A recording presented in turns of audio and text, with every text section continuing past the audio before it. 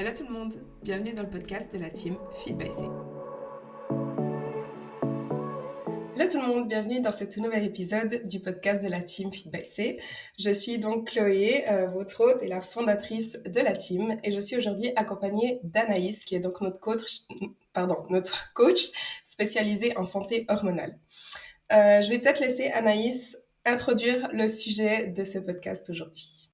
Avec plaisir. Hello tout le monde. Du coup, on va parler aujourd'hui de gaslighting médical. Le mot gaslighting qui est un mot qui revient assez régulièrement, dont on a parlé d'ailleurs dans les dernières semaines avec Chloé. Donc, on va essayer un peu de décrire ce que ça veut dire, mais aussi de parler un peu des conséquences du gaslighting, en particulier quand c'est quelque chose qui s'applique au monde médical et en particulier aux femmes. J'aime bien un peu décrire ce mot gaslighting comme le mot de l'année 2022. C'est vraiment c'est un mot qui a vraiment explosé à la fois dans les recherches et voilà, sur TikTok, sur Instagram, etc. On l'a vu apparaître de plus en plus, on va dire, depuis 2-3 ans. On utilise un peu ce terme des fois aujourd'hui à tort et à travers. Donc ça va être important d'avoir effectivement aujourd'hui un peu plus d'informations sur le sujet, parce que je pense que c'est important, ça a un impact, surtout quand ça touche la santé. On parle de medical gaslighting, donc de gaslighting médical, principalement autour des femmes, des personnes de couleur et des membres de la communauté LGBTQIA+. Donc c'est quelque chose qui touche pas seulement les femmes, même si on va un peu se concentrer sur les femmes aujourd'hui. Mais c'est important, je pense qu'on acknowledge,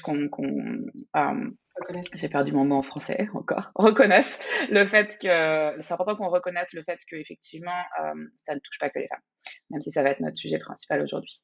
Je pense que c'est un sujet qui nous tient toutes les deux à cœur, donc ça va être assez intéressant d'en discuter. On l'a soit vécu, soit observé avec nos clientes, donc ça va être effectivement important de donner des exemples pour faire comprendre aux gens qu'est-ce que ça veut dire et quelles sont les potentielles conséquences. Je ne sais pas si tu veux intervenir par rapport à ça, Chloé, ou si tu peux continuer un peu sur la définition de ce que ça veut dire, le gaslighting.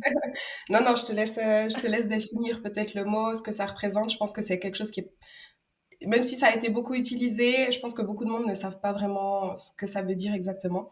Donc voilà, je te Ouais. laisse expliquer. Ok, super. Déjà, le terme gaslight ou gaslighting, donc c'est un mot anglais. Ça vient en fait d'une pièce d'un show anglais je crois que c'était un show qui a été réalisé dans les années 30. Et en gros, en fait, l'intrigue de ce show-là, de cette pièce, ça parle d'un mari qui manipule mentalement et émotionnellement, psychologiquement sa femme, en essayant, en gros, avec ces espèces de techniques de manipulation, de lui faire croire qu'elle est folle. Donc c'est un terme qui a été réutilisé, je crois dans les années 2010, pour un peu décrire le comportement du président américain Trump. Et son application s'est vraiment répandue de manière générale, comme je l'ai dit des dernières années. C'est important d'avoir en tête qu'il n'y a pas une définition unique, mais effectivement, ce qu'on essaye de décrire quand on parle de gaslighting, c'est quand quelqu'un déforme intentionnellement la réalité pour vous donner l'impression que ce que vous ressentez n'est pas réel, en gros. Donc vraiment une espèce de manipulation comme ça pour essayer de transformer un peu la réalité et vous renvoyer un peu soit la faute, soit vous faire croire que vos sentiments sont pas réels. Ça peut venir d'un partenaire, d'un collègue, d'un membre de votre famille et effectivement des médecins. En général, on considère que le gaslighting, ça vient d'une personne, entre guillemets, qui a une position de pouvoir quelconque. Souvent, les personnes qui font preuve de gaslighting exploitent les stéréotypes ou les vulnérabilités, en fait. C'est pour ça que c'est très courant que ça soit lié au genre, à la sexualité, à la race, à la nationalité ou à la classe sociale. Donc c'est vraiment pour ça que cette espèce de thématiques reviennent, c'est parce que on essaye l'agresseur va essayer d'utiliser la vulnérabilité des personnes contre elles, en fait, tout simplement. On estime effectivement que les femmes et les personnes de couleur, mais aussi les personnes qui font partie de la communauté LGBT sont les personnes les plus touchées. Et quand on parle en fait de gaslighting médical, c'est vraiment du coup quelque chose qui va être associé en particulier aux prestataires de santé. Et dans ce cas-là, du coup, on va se retrouver face à des personnes qui vont ignorer en fait ou rejeter les symptômes, les maladies des patients. Donc soit les rejeter, soit les ignorer, soit même essayer de les décrire un peu comme insignifiants. Souvent, on va voir dans le cas du medical gaslighting des partenaires de santé qui vont un peu essayer de faire passer les symptômes ou les maladies sous le gros chapeau de psychosomatique, psychologique. C'est vraiment ce qui revient le plus régulièrement. En gros, voilà, on va vraiment essayer de vous faire comprendre que non, non, non, il n'y a pas un réel problème en fait. Il y a juste un problème dans votre tête. Okay. C'est un vrai souci, bah alors évidemment parce qu'on se sent rejeté quand voilà, on a des symptômes et qu'on nous dit non, c'est dans ta tête. Mais c'est un vrai souci en fait en termes de danger pour la santé des personnes, puisque plus on ignore des symptômes, plus on les rejette, plus il y a un retard dans le diagnostic médical, plus du coup on met en danger ces personnes-là. On pourra revenir un petit peu sur des chiffres au fur et à mesure, mais c'est quelque chose qui, voilà, qui est assez prédominant et qui pose problème pour tout un tas de maladies notamment. Donc voilà, en gros, quand ça vient de la partie plutôt spéciale, enfin voilà, sur la partie médicale en particulier. Voilà, en gros, pour expliquer un peu ce que ça veut dire. Et effectivement, c'est vraiment, il faut essayer de retenir ce côté où, voilà, on va vous ignorer ou vous faire comprendre que vos symptômes ne sont pas vraiment réels. Du coup, c'est assez intéressant aussi de noter qu'effectivement, il y a pas mal de. Alors, pourquoi est-ce qu'on parle des femmes qui sont beaucoup touchées par ça? Bon, il y a effectivement un contexte, et ça, je pense qu'on va pouvoir. On peut d'ailleurs commencer là-dessus, parler un peu du contexte et pourquoi on observe un peu ce medical gaslighting qui est orienté notamment, voilà, qui touche les femmes. Il y a vraiment plusieurs contextes, et ça c'est un truc d'ailleurs Colette en a parlé pas mal récemment, et on en parle voilà un peu au quotidien. Il y a plusieurs choses. La première chose, c'est un peu ce côté, bon, évidemment, la société patriarcale, le fait que on vive dans un contexte qui fait que de manière voilà, globale, il y a un patriarcat qui est présent et que les femmes ont une place minoritaire. Le fait que les femmes sont moins présentes dans la recherche médicale de manière générale, ce qui du coup a des conséquences. On sait en fait que la plupart des recherches médicales ont été faites sur des hommes jeunes, pour tout un tas de raisons.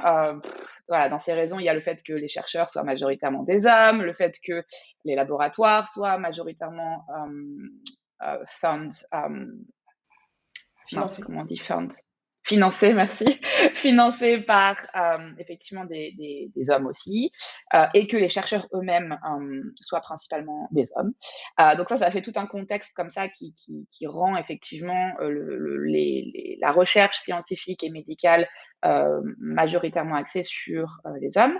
Le fait que ça soit considéré comme plus compliqué parce que voilà, on a des cycles, parce que du coup nos hormones interviennent et que on juge que c'est beaucoup plus difficile de faire de la recherche, ça coûte plus cher.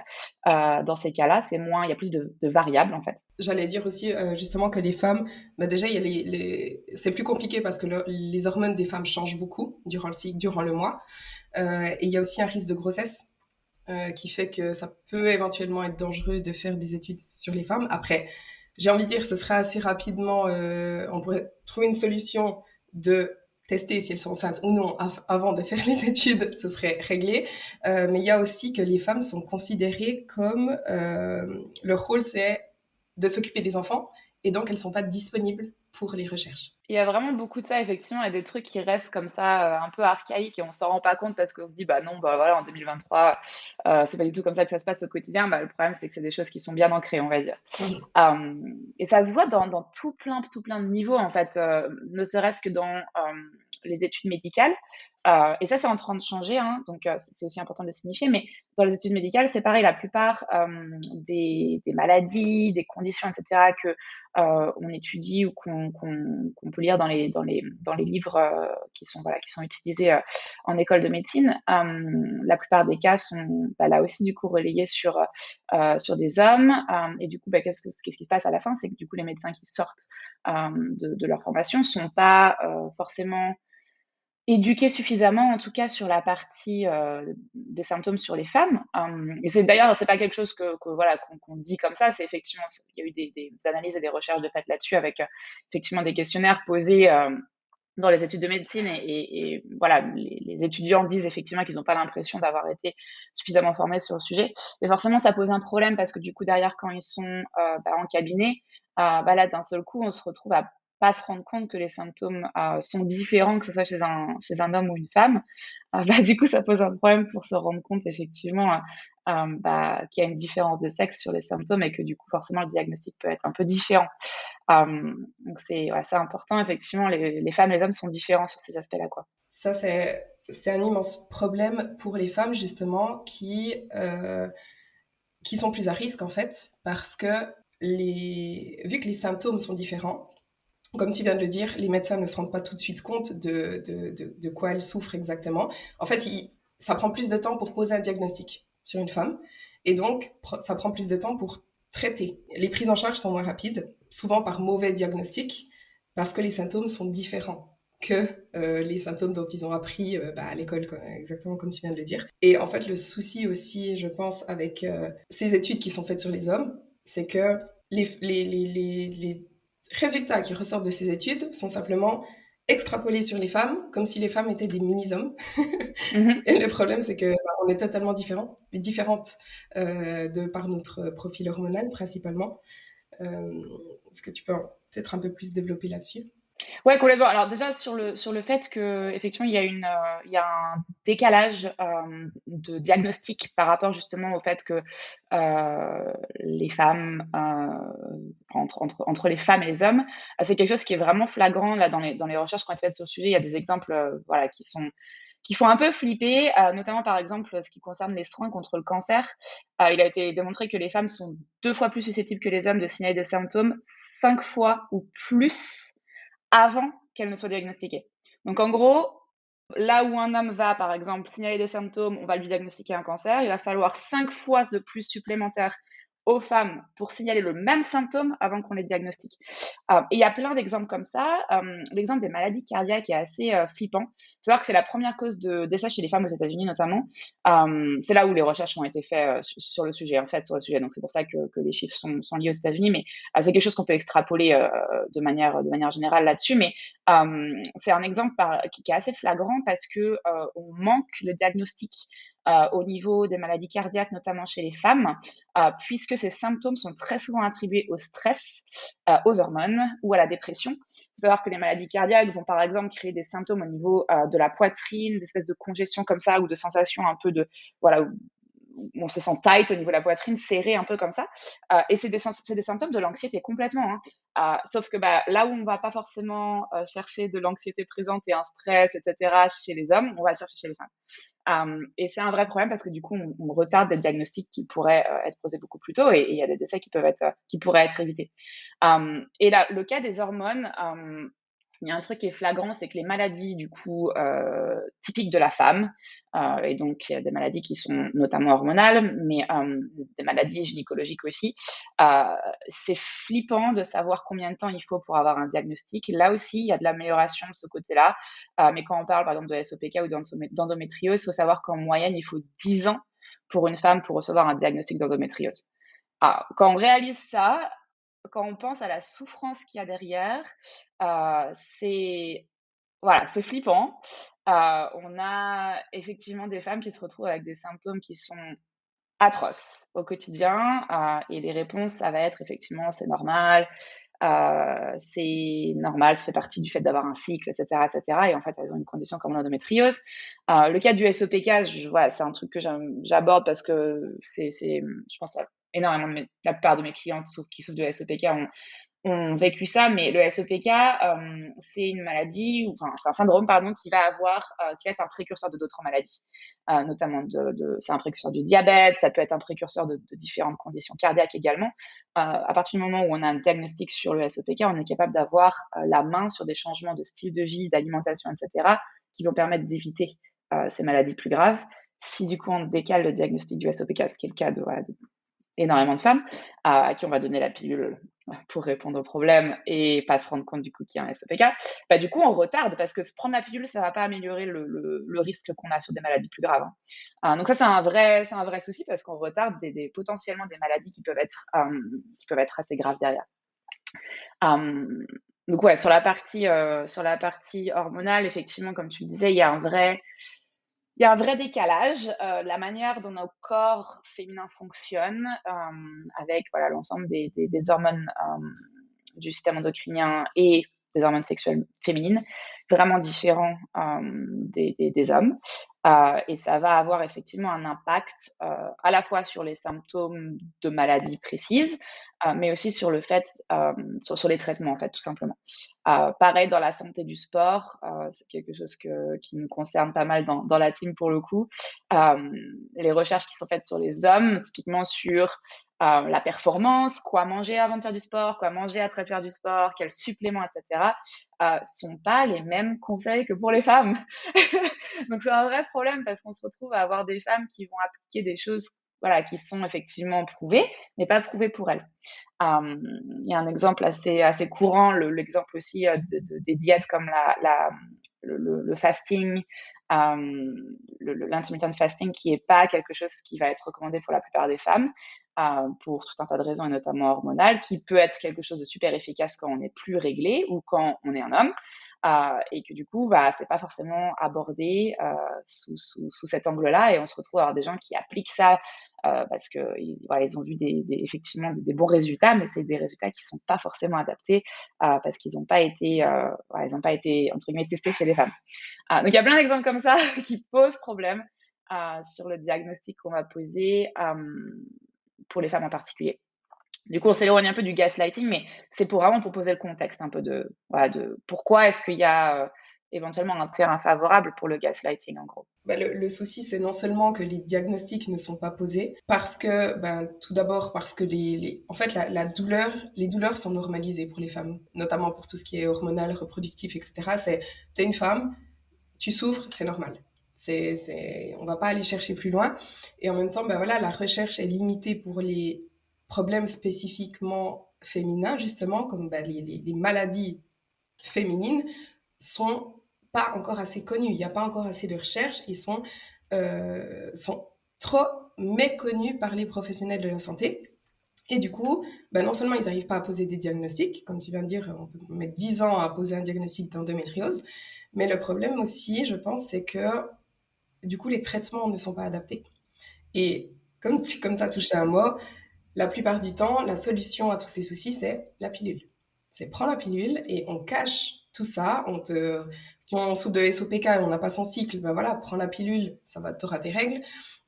Si t'as mal, ben, prends la pilule, t'auras plus mal. Si t'as de l'acné, ben, prends la pilule, t'auras plus d'acné. Je prends ces exemples parce que c'est typiquement ce que moi j'ai vécu en fait, et c'est ce qu'on voit très souvent, ben voilà, avec nos clientes.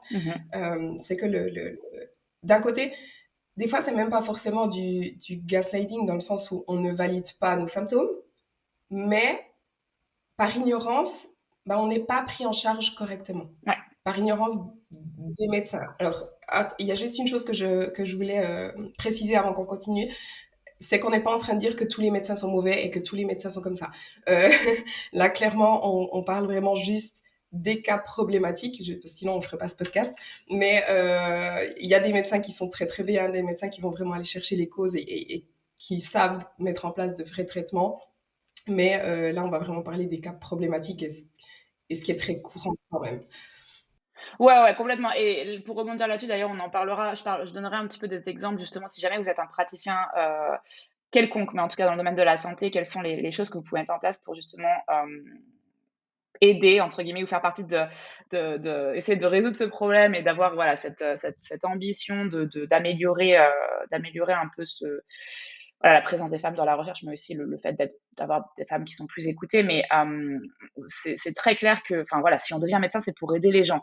Donc on n'est pas du tout en train de dire que les médecins sont malveillants, veulent pas nous aider, etc. C'est vraiment pas le point. Faut aussi remettre, voilà, on peut pas faire un aperçu de tout le contexte, mais en fonction des pays, en fonction de comment la santé est traitée et gérée, il y a tout un tas de problèmes que les médecins malheureusement doivent affronter au quotidien le manque de temps, le manque de financement.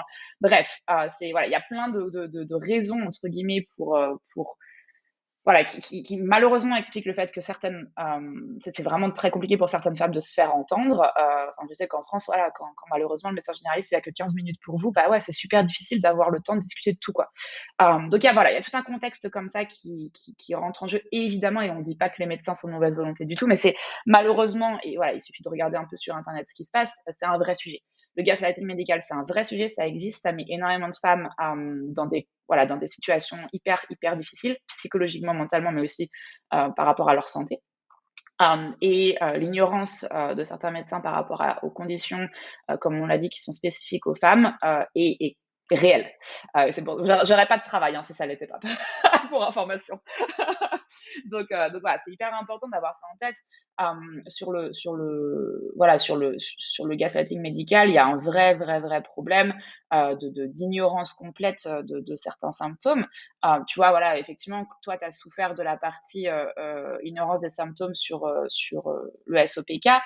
Clairement, hein, le SOPK et le problème des symptômes liés au SOPK, on assimile très souvent ça à des douleurs menstruelles normales, où on va vous dire bon, bah voilà, il y a un problème au niveau des règles, peu importe ce que c'est, mais tu as un problème au moment des règles, douleur, cycle, flux trop important, règles irrégulières, acné, peu importe le symptôme, c'est la pilule la réponse. Parce que c'est aujourd'hui, dans, on va dire, l'approche médicale classique, le moyen le plus simple d'avoir effectivement un arrêt des symptômes.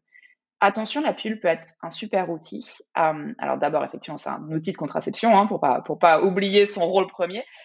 Mais ça peut être un super outil pour certains cas, notamment quand on souffre d'une endométriose hyper développée et que voilà qu'on a des symptômes de ce côté-là. Avoir une pilule, que ce soit sur long terme ou court terme, ça peut être extrêmement utile pour notamment les douleurs. Voilà, il y a des moments et des cas particuliers où la pilule va être une très bonne chose et on ne juge pas les gens pour utiliser la pilule ou certaines conditions qui la nécessitent.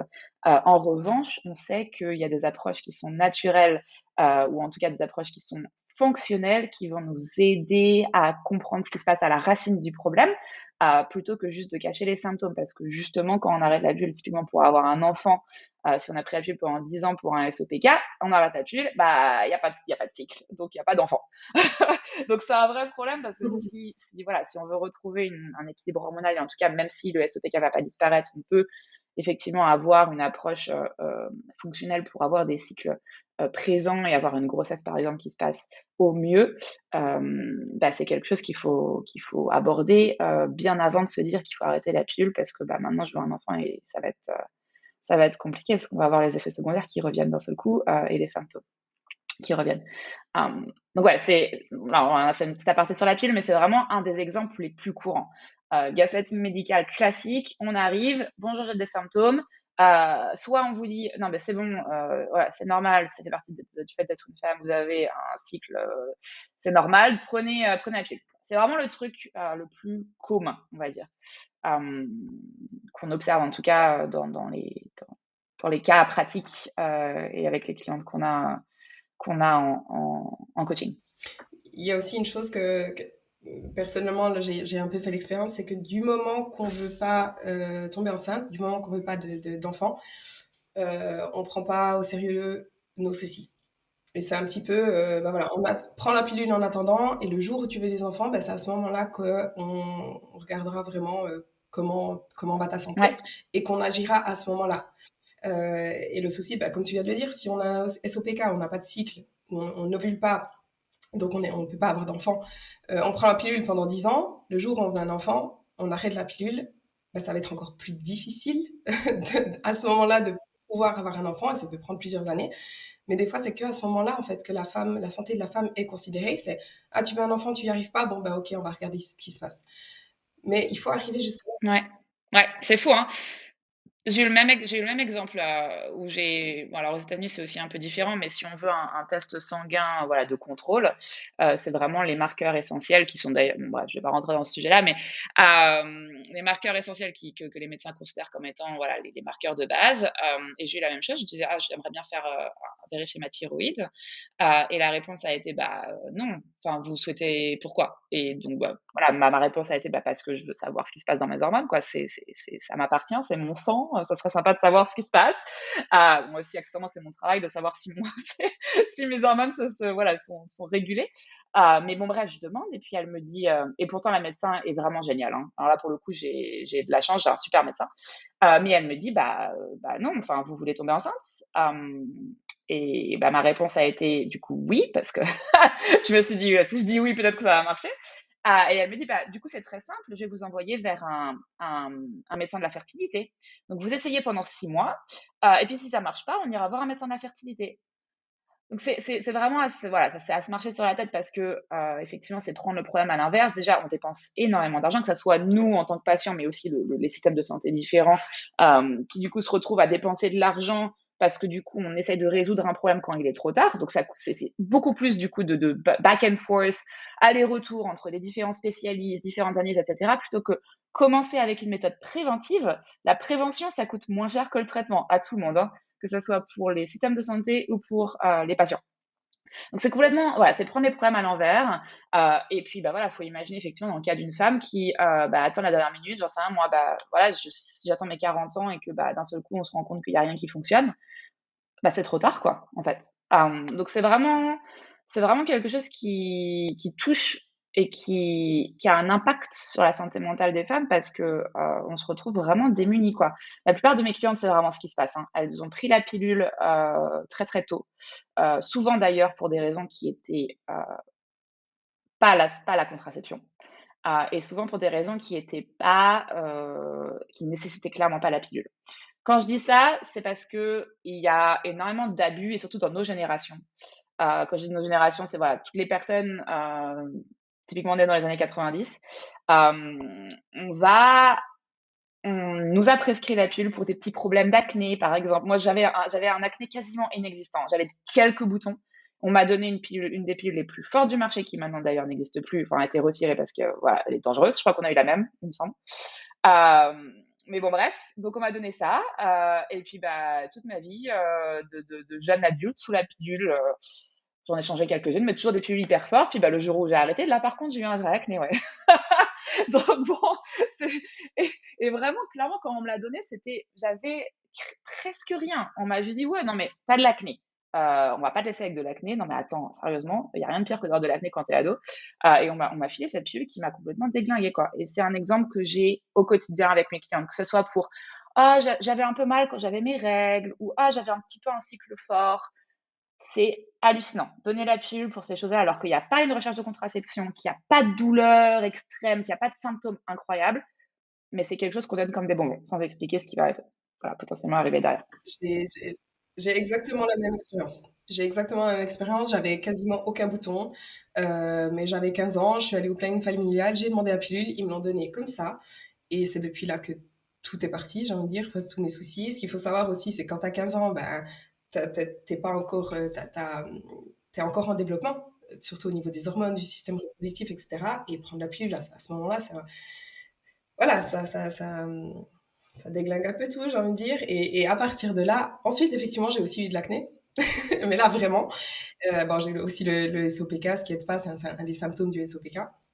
Mais par la suite, on m'a refilé des antibiotiques.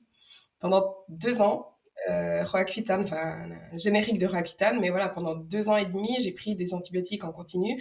Ce qui, du coup, ma digestion actuelle, enfin, l'état de ma digestion actuelle, c'est pas très étonnant que j'ai le syndrome du côlon irritable et que j'ai souffert de soucis de digestion horribles pendant 10 ans. Donc voilà, enfin, tout est lié, mais tout ça, pourquoi? Parce que on a voulu cacher les symptômes avec juste une pilule. Ouais. Je pense que ça change, heureusement, ça change un petit peu et ça, voilà, encore une fois, hein, il y a des changements qui se mettent en place et c'est pour ça qu'on en parle parce qu'il faut pousser ces changements-là et faire partie, de la solution plutôt que juste de se plaindre du problème. Quand on parle, j'aimerais bien revenir sur Accutane, Roaccutane. c'est un truc qui me dépasse. Ça me rend des fois, ça me choque, la manière dont et surtout dans notre génération, encore une fois, la manière dont ça a été utilisé, c'est utilisé parfois. Ça me choque à quel point c'est un médicament qui a des effets secondaires énormes, qui a des effets secondaires potentiels très graves. Et ça me choque et ça me donne envie de pleurer parfois quand j'entends des clientes parce que ça va vraiment très loin. Mais typiquement, quand on a un SOPK, donner Roaccutane, alors j'imagine que tu savais pas que tu avais un SOPK parce que du coup, tu as pris la pilule, donc personne ne savait. Mais donner Roaccutane alors qu'il y a un problème de SOPK et que l'acné est lié au SOPK, enfin, c'est un des symptômes du SOPK, comme tu le disais, ça va jamais résoudre le problème. Jamais, jamais, jamais, jamais. Et c'est un médicament qui a des effets, c'est dont j'ai pu témoigner parce que, alors là, pour le coup, chez des hommes dans ma famille, mais aussi chez mes clientes, ça peut avoir des effets secondaires neurologiques sur votre santé mentale, création de symptômes dépressifs, des allergies à terme au soleil, des lésions cutanées qui sont très graves à long terme. Les effets secondaires sont flippants. Et quand je dis effets secondaires, c'est pas des effets secondaires qui sont rares. Donc, faut garder ça en tête. Mais d'autant plus, alors on ruine effectivement, comme tu disais, toute la partie digestive, mais d'autant plus c'est temporaire parce qu'à partir du moment où on arrête la pilule et on arrête le traitement, si le SOPK est présent, il est présent. Donc l'acné revient. C'est un truc qui me, j'espère que voilà, s'il y a des gens qui nous écoutent sur cette partie-là et qui se posent la question de ce traitement-là, c'est vraiment pas un traitement qui est adapté à tout le monde. Faites vos recherches, renseignez-vous parce que c'est un traitement qui est très lourd. Et encore une fois, c'est un truc qui me tient à cœur parce que j'en ai témoigné dans ma famille, des familles très, très, très proches entre des personnes que je connais qui ont pris le traitement Roaccutane et qui ont des syndromes dépressifs en l'espace de quelques semaines, à un point d'avoir des pensées qui étaient très, très négatives. Ou même mon papa qui a pris Roaccutane il y a maintenant, voilà, c'est un traitement qui est très vieux, hein, qui a pris ça quand il était jeune et qui a maintenant des problèmes de peau à un point où il peut pas aller au soleil sans avoir la peau qui brûle. C'est que ça va faire très très loin sur certains effets secondaires et il faut faire gaffe à ça. Les traitements qu'on nous donne quasiment comme des bonbons, tu vois, sans se poser de questions. C'est un truc qui me dépasse clairement. Personnellement, aujourd'hui encore, j'ai la peau très, très, très sèche. Depuis que j'ai pris ce traitement, bah, non seulement ma digestion complètement déglinguée, mais j'ai aussi la peau toujours très sèche, la peau du visage, du corps, les lèvres. Je mets constamment des choses sur mes lèvres parce que j'ai toujours les lèvres très, très sèches et je sais que ça vient de ce traitement. Et je pense que ça a des conséquences à vie. Pour tout ça, pour ces 3 boutons qui auraient pu, si mon SOPK avait été correctement pris en charge à l'époque, plutôt que me refiler la pilule. Faut savoir que dans ma vie, j'ai essayé au moins 20 pilules différentes. À chaque fois, j'avais des effets secondaires absolument horribles. Au lieu de me refiler la pilule et de me refiler Roaccutane, si mon SOPK avait été correctement pris en charge à l'époque, je pense que je n'aurais pas tous ces soucis de santé aujourd'hui. Euh, mais après, dans ce cas-là, plus que du gaslighting, c'est vraiment de l'ignorance de la part des médecins et un manque de temps, comme tu l'as dit avant. Euh, quand certains médecins disent c'est le stress, tes symptômes ou quand tu souffres, c'est à cause du stress. D'un côté, ils n'ont pas vraiment tort parce qu'il y a beaucoup de symptômes qui sont effectivement liés au stress. Mais ensuite, le problème, c'est que les médecins n'ont pas les outils pour nous aider. Exactement. C'est qu'ils disent c'est le stress, démerde-toi en fait. Et ils n'ont pas le temps. Et c'est d'ailleurs, voilà, c'est pour ça que Anaïs, tu fais ce métier. C'est que tu vas venir travailler avec les clients le stress physique, physiologique, psychologique via l'alimentation, la micronutrition, le mouvement, le sport et la gestion du stress. Donc, c'est dommage. Mais en même temps, ben voilà, on peut l'expliquer de diverses raisons. Mais maintenant, concrètement, qu'est-ce qu'on peut faire déjà en tant que patiente si on est dans ces situations-là? D'abord, vis-à-vis du guideline médical, si on va vers son médecin et qu'on explique ses symptômes et que le médecin dit ouais c'est dans la tête ou que clairement il y a un peu du mépris ou qu'on n'est pas pris au sérieux ou que tes symptômes sont normaux, t'as mal, tu souffres, c'est normal, ou alors que le médecin ne veut pas aller plus loin. Quand tu as parlé avant des prises de sang, ça c'est quelque chose qu'on voit très très très souvent. Je pense que toi avec tes clients, tu le vois tout le temps. Moi-même, j'en ai fait les frais il n'y a pas très longtemps. Mon médecin ne veut plus me prescrire des prises de sang juste pour checker. où on est ma thyroïde, où on sent mes hormones. Alors que c'est primordial, hein. Ouais. Bah, si on sait pas ce qui se passe, bah, on peut rien faire. Donc voilà, qu'est-ce qu'en tant que patiente, si on est dans ce cas-là, si notre médecin ne nous écoute pas ou minimise, pardon, nos symptômes, qu'est-ce que tu conseilles? Ouais, super question. Effectivement, pour rappeler les signes de gaslighting médical que vous pouvez rencontrer, donc exactement comme Chloé vient de le dire, vous vous sentez pas écouté, le médecin ou le professionnel de santé ne veut pas engager la discussion ou la conversation avec vous et ignore. Donc vraiment, non, non, non, je rentre pas dans la discussion. Voilà, c'est ça et c'est rien d'autre. Le fait qu'un médecin vous pose pas de questions ou essaye de comprendre ce qui se passe. Le fait, et ça arrive effectivement régulièrement que notre médecin, par exemple, de famille refuse de nous orienter vers un autre spécialiste qui pourrait nous aider un peu plus. Le fait qu'on nous dise d'arrêter un petit peu ou qu'on nous ignore un petit peu sur nos plaintes et symptômes. Le fait d'entendre, comme tu disais, quelque chose un peu comme une banalisation. C'est que dans votre tête, c'est que lié à votre cycle menstruel, etc. Comme tu disais, le fait de refuser le fait de refuser de chercher la cause, donc par exemple refuser des examens supplémentaires, refuser, comme tu disais, des tests sanguins. Tous ces trucs-là, c'est vraiment des exemples, effectivement, de gaslighting médical. Comment agir par rapport à ça? Alors, d'abord, si vous en avez fait l'expérience, que ce soit dans le passé ou si ça arrive dans le futur, sachez que d'abord, c'est pas votre faute. Sachez que vos symptômes sont réels et sachez qu'il y a des personnes qui sont là, présentes, qui veulent vous écouter, que ce soit des médecins qui justement sont ouverts, disponibles, ou que ce soit des professionnels de la santé autres que votre médecin classique. Sachez que voilà, il y a des gens qui sont là pour vous aider et qu'il y a toujours une solution. Plusieurs choses que vous pouvez faire de manière concrète. D'abord, rédiger une liste de toutes vos questions, toutes vos préoccupations avant d'aller chez le médecin. Partager toute cette liste et ces questions et exiger que toutes ces questions, toutes ces préoccupations soient abordées. Je sais que c'est beaucoup plus difficile quand on n'a pas la liste sous les yeux, parce qu'on est en mode panique, oulala, je suis en train de parler, il m'écoute pas. Si vous avez une liste et que vous arrivez en disant, bon, voilà, je vais parler de tout ça, et on va passer sur tous ces points-là, ça aide, et ça vous aide aussi à avoir confiance en vous. Donc avoir une liste, demander une copie de votre dossier médical. Ça, c'est hyper important. Sachez que c'est un droit. On a effectivement beaucoup plus de facilité si on va voir un nouveau médecin et qu'on essaye une nouvelle personne, comme on aura plus de facilité d'expliquer ce qui se passe et il aura plus de facilité à comprendre si vous avez un dossier complet avec vous. Donc, demandez votre copie de dossier médical, notez tous les noms des médecins que vous rencontrez, ou infirmières, ou praticiens de santé. N'hésitez pas à écrire des reviews. C'est quelque chose qui se fait de plus en plus, maintenant surtout avec Doctolib par exemple en France, etc. Écrivez ce que vous pensez de votre praticien de santé. C'est quelque chose qui va, je pense, vraiment aider à changer dans le futur le rapport patient et médecin ou patient professionnel de santé.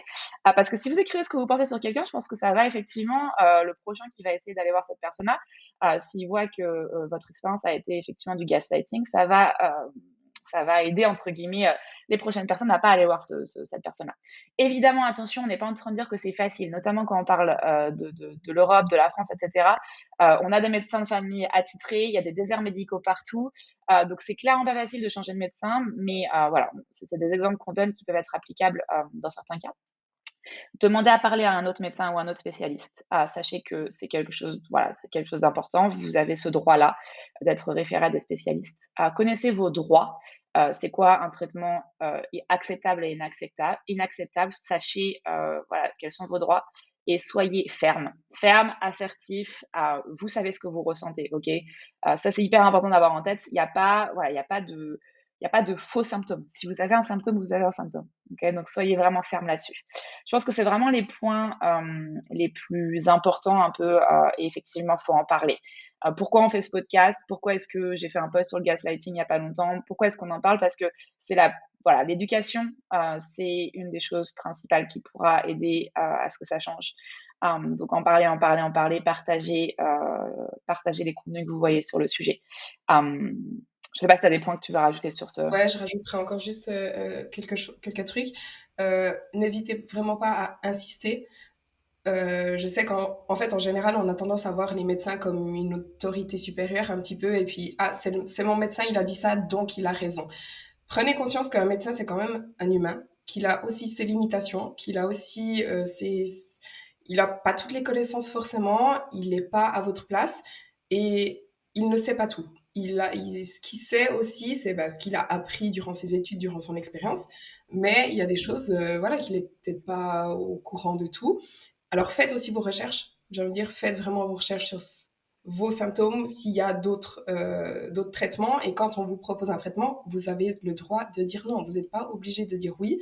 Comme Anaïs l'a dit, vous pouvez demander d'autres avis. Mhm. Donc, n'hésitez pas à assister.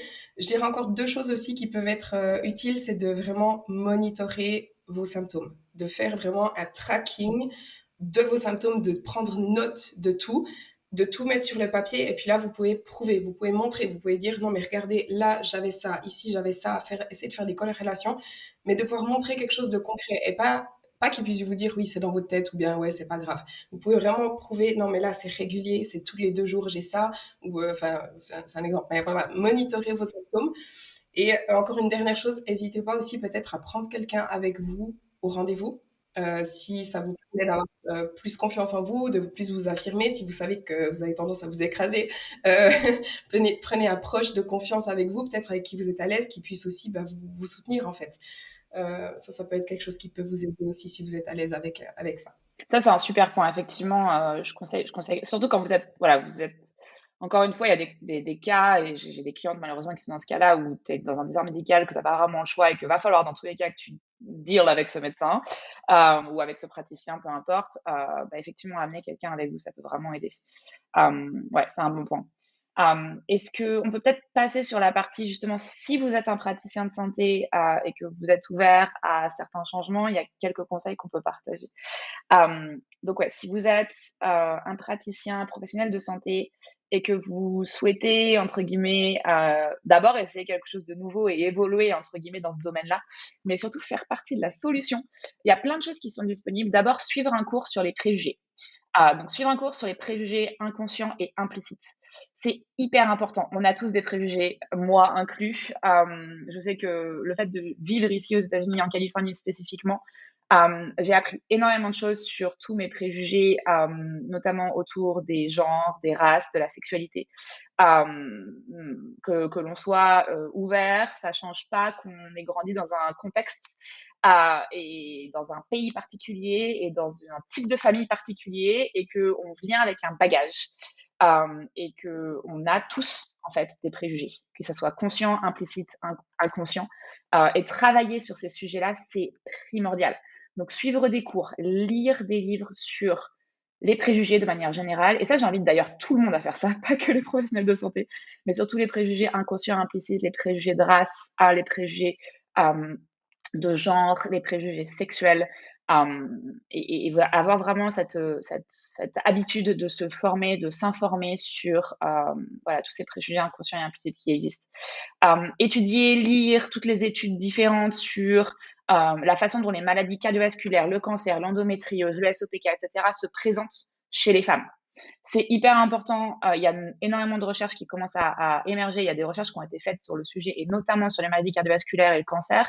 Pourquoi j'insiste sur ces deux choses? Parce que ce sont les conditions qui créent, en tout cas qui sont décrites comme prédominantes dans le taux de mortalité, et notamment chez les femmes, comme je disais tout à l'heure, notamment les maladies cardiaques.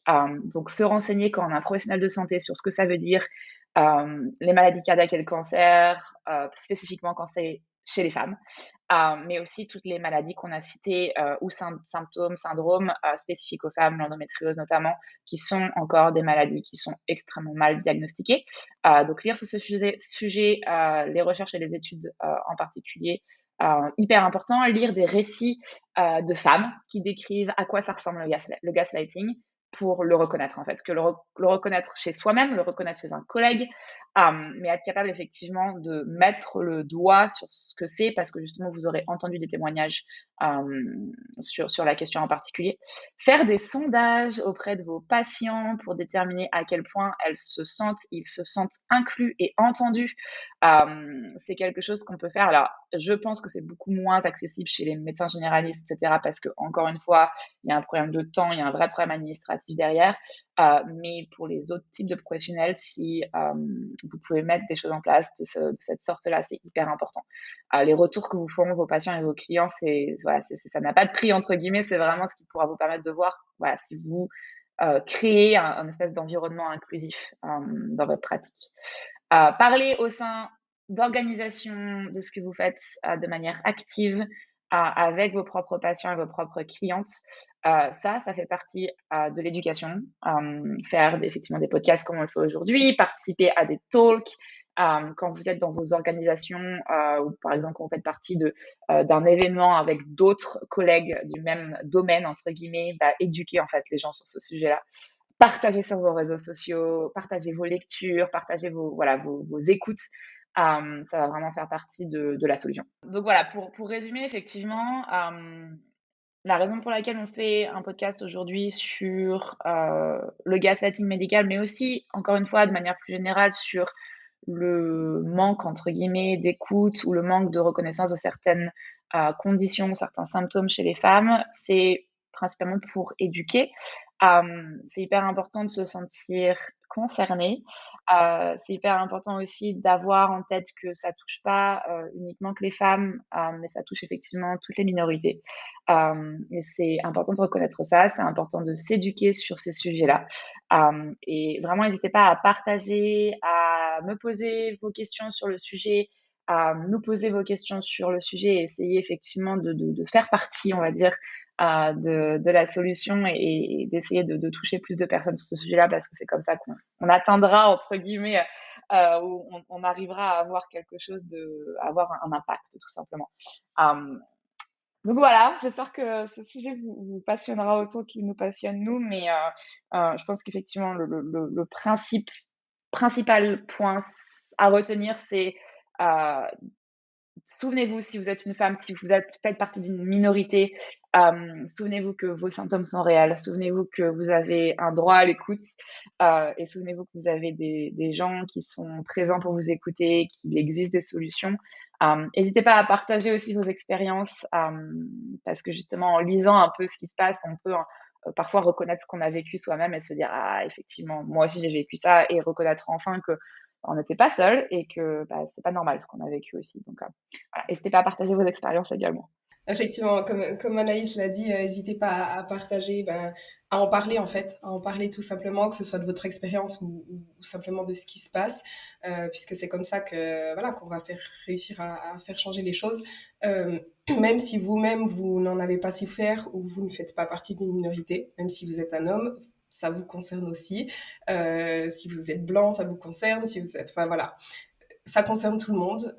Donc clairement, il faut en parler. Et il y a encore une chose que je voulais rajouter, c'est que si vous ne trouvez pas de l'aide auprès de vos médecins, il existe d'autres solutions. Et comme on l'a déjà dit durant le podcast, c'est d'ailleurs pour ça qu'Anaïs fait ce métier, c'est que justement, elle peut être une des solutions, c'est qu'elle va venir vraiment travailler sur vous apporter des solutions naturelles en fait à tous ces soucis, tous les soucis que vous pouvez avoir autour des hormones. Colline va pouvoir aussi vous aider par exemple avec tous vos soucis autour de la digestion. Donc voilà, il existe des solutions. Ne soyez pas totalement découragé si vos médecins ne vous reconnaissent pas ou vous proposent des traitements qui ne vous conviennent pas. Moi, je vais juste encore parler de mon expérience une seconde. Personnellement, je vais toujours chez ma gynéco pour faire des contrôles et à chaque fois, elle me propose la pilule. À chaque fois, je dis non et puis voilà, je continue comme ça. Mais à côté, je travaille avec Anaïs, je travaille avec Victoria pour tout ce qui est mes hormones, j'ai travaillé avec Colline pour tout ce qui était ma digestion, etc. Donc, je trouve d'autres solutions. Des personnes qui vont vraiment aller chercher les causes de mes problèmes et venir traiter ces causes-là plutôt que traiter les symptômes en fait. Donc voilà, juste pour vous dire, il existe des solutions et si vous vous reconnaissez dans ces situations, vous pouvez travailler avec Anaïs, vous pouvez travailler avec Colline, vous pouvez travailler aussi avec une coach lifestyle au sein de la team. Donc si ça vous intéresse, vous pouvez toujours aller sur feedbackchloé.com, remplir le formulaire, soit de coaching, soit de consulting, ou alors vous pouvez nous contacter directement et puis on va pouvoir discuter des solutions qu'on pourrait vous proposer. Pour juste rappeler aussi que, en tout cas avec mes clientes, il y a pas mal de médecins qui sont super ouverts. Alors aussi quand je dis médecins, encore une fois, ça regroupe, on va dire, les professionnels de la santé de manière générale, mais il y a des médecins qui sont super ouverts et qui demandent à mes clientes qui leur disent qu'elles travaillent avec moi, qui demandent mon contact et avec qui j'échange. C'est quelque chose qui me fait super plaisir. Ça fait partie un peu de ma mission aussi, voilà, entre guillemets, de vie. C'est aussi de faire partie, voilà, de la solution en termes éducatifs. Si vous êtes un professionnel de santé ou voilà, un professionnel au niveau de la mince, j'ai perdu mon mot. Si vous êtes un professionnel de santé et que vous souhaitez avoir des informations supplémentaires voilà, sur les approches autour de la santé féminine et de l'équilibre hormonal, n'hésitez pas à me contacter parce que ça sera avec grand plaisir de discuter sur le sujet. Ok, alors je pense qu'on a fait le tour, donc on va terminer le podcast ici. Merci beaucoup Anaïs pour ce podcast. On espère que le podcast vous a Merci. plu. Si c'est le cas, n'hésitez pas à le partager. Encore une fois, parlons-en. N'hésitez pas aussi à noter le podcast et on vous dit à bientôt pour un prochain podcast. On espère que cet épisode vous a plu. Si c'est le cas, n'oubliez pas de lui donner une note et de le partager sur les réseaux sociaux. Et à bientôt dans un nouvel épisode.